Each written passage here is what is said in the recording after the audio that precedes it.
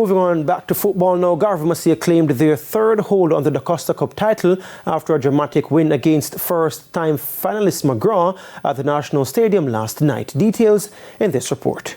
McGrath High went into the rural schoolboy football showpiece already creating history, but it would be tough against former champions and two-time winners Garvey Maceo.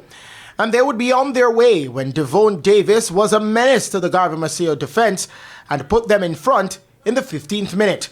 It was end-to-end action from there from both teams, McGrath trying to put the game to rest, while Garvey Maceo was desperately seeking an equalizer, but they had to wait very late in the contest.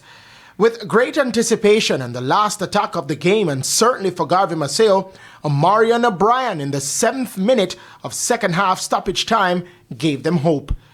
Now, with the game decided from the penalty spot, the Clarendon-based team were more composed, winning 5-3. Head coach of Garvey Maceo, Lester Hibbert, says the talk after the end of the first half was essential in their eventual victory. The halftime break, we just told them to just be calm, be patient.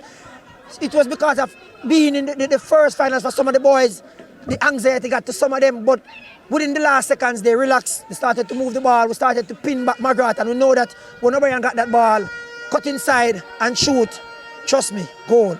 He was also very confident that the team would have won the match. I always tell them, when people give up on you, God himself, and I will not stop saying it, God himself will never give up on you. So God told us that, hey, we're going to win this trophy.